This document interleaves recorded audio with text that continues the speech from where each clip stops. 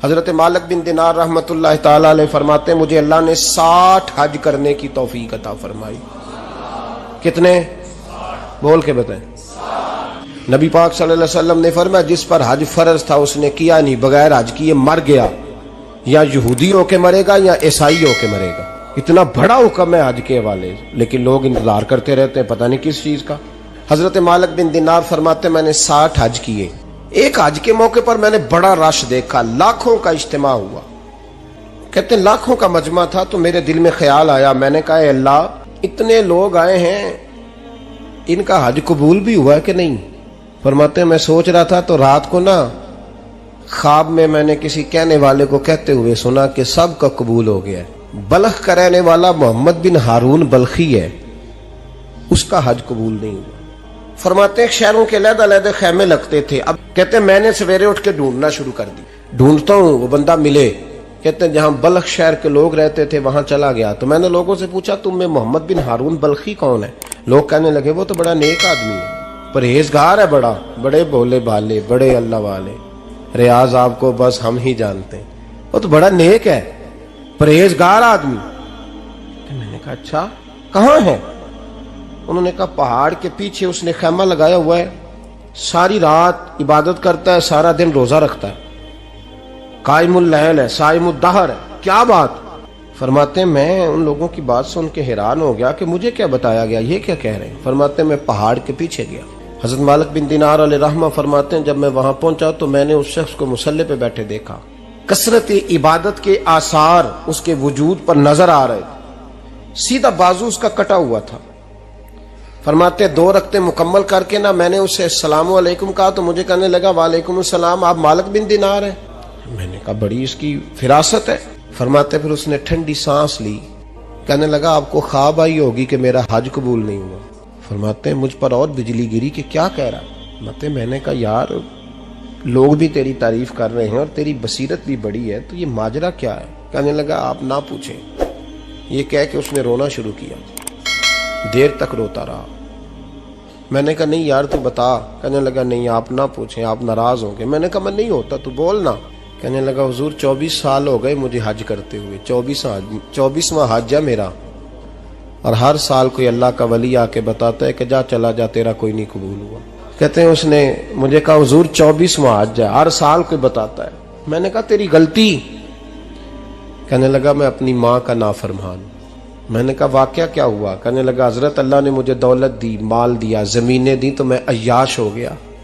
رمضان کا مہینہ تھا، عصر کے بعد میری اماں افطاری کی تیاری کر رہی تھی، میں گیا، میں نے کہا شراب پی ہوئی، اماں روٹی دے، تو اماں کہنے لگی شرم کر، روزہ رکھا نہیں تو جنہوں نے رکھا ہے ان کا تو خیال کر۔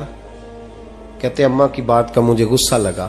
حضرت مالک بن دینار سے کہنے لگا اماں نے جب کہا نا شرم کر تو مجھے غصہ آیا، میں نے ماں کو تھپڑ مارا اور میری ماں جلتے ہوئے تندور میں گری۔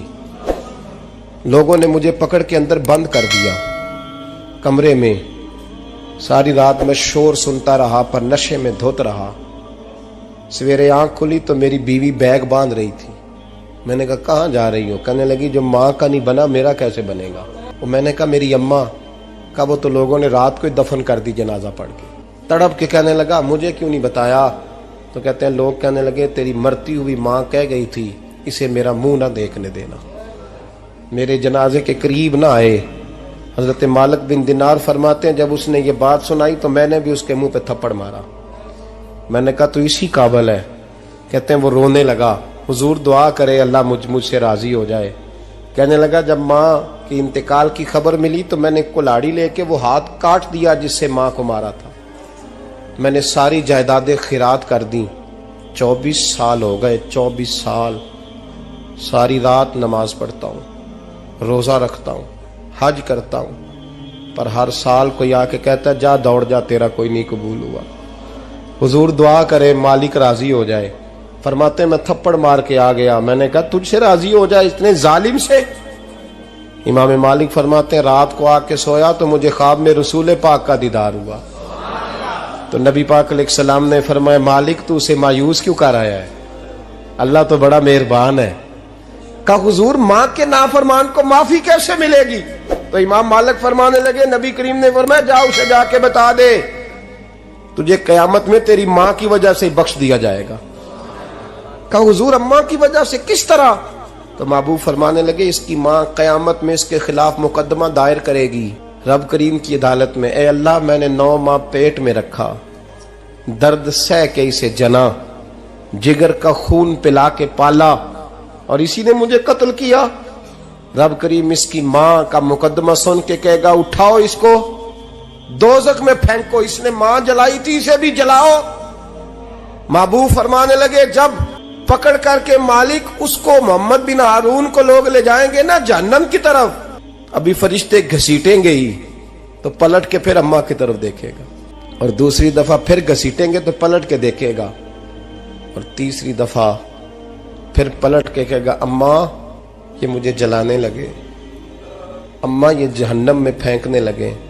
میرے حبیب فرمانے لگے وہ جل کے مرنے والی ماں وہاں بھی بول پڑے گی، کہے گی یا اللہ چل میں نے معاف کیا تو بھی معاف کر دے، اے اللہ میں نے معاف کیا تو بھی معاف کر دے، اللہ تو معاف کر دے اسے، اللہ تو اس سے درگزر فرما، اسے معاف کر دے۔